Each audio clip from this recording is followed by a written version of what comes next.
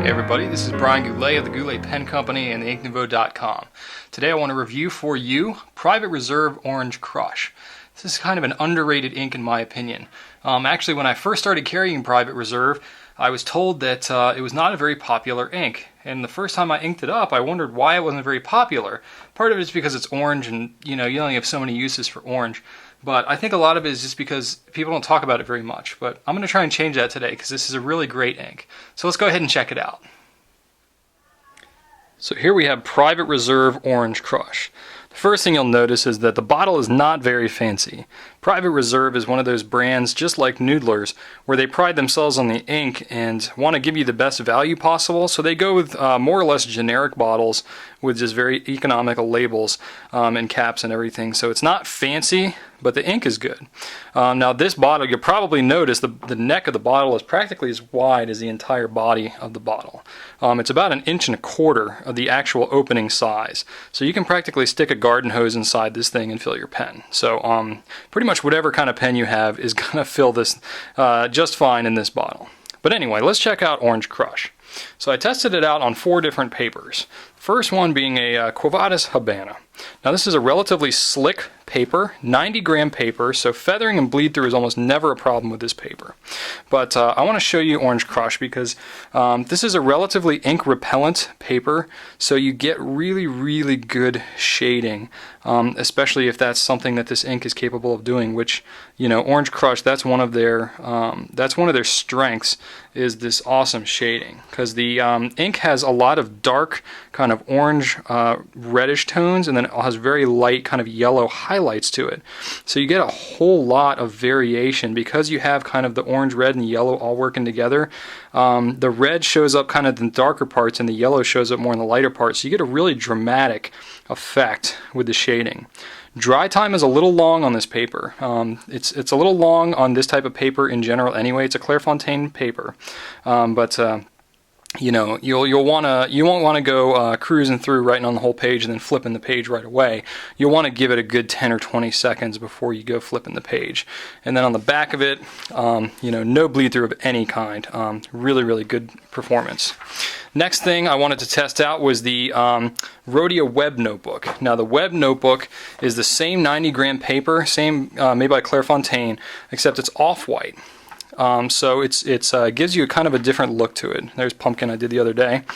Orange Crush is right here. So it gets a different kind of look to it with the off-white paper. Now personally, I actually kind of like the look on white paper better. I'm kind of back and forth from ink to ink about which kind of paper I like better. It's really just a personal preference kind of thing.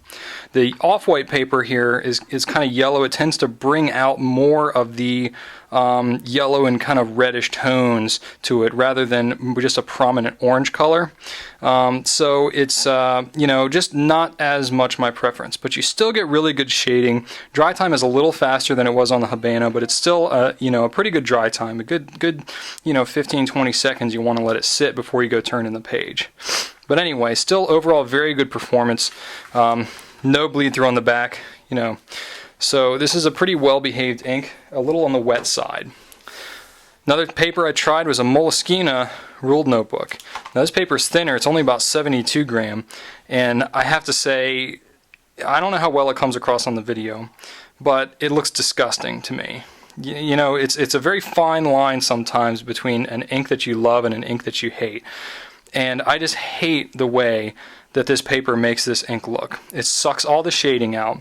All of the orange, the bright orange highlights are sucked out of it, and it turns it to like this muddy clay kind of mud brown yucky look that just, to me, just is repulsive.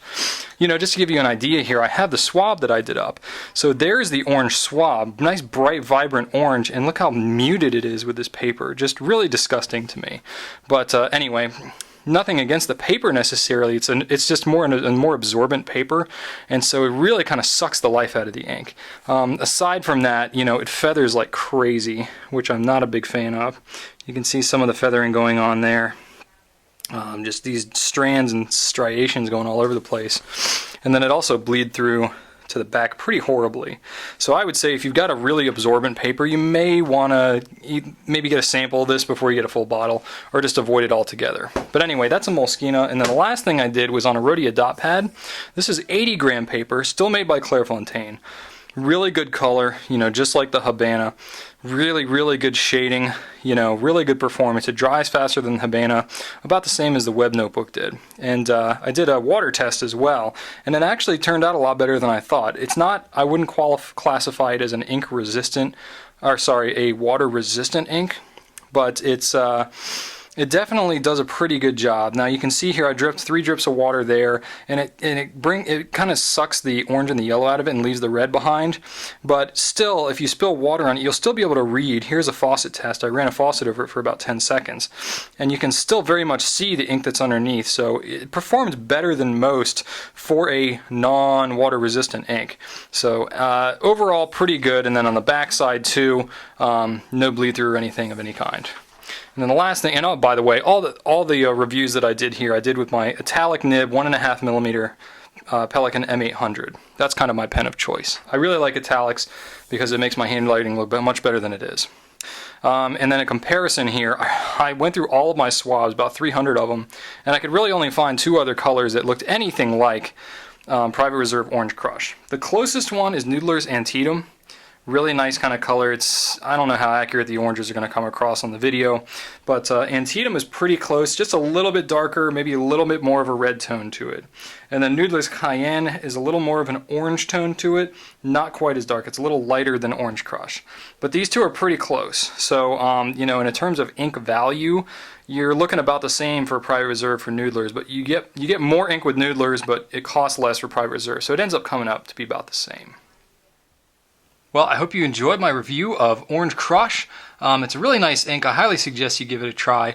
You know, the bottle's not the fanciest thing in the world, but it's really all about the ink anyway, right? So anyway, thanks a lot. I appreciate you sticking with me on the video here. Email me at brian@gouletpens.com if you have any questions for me, and right on.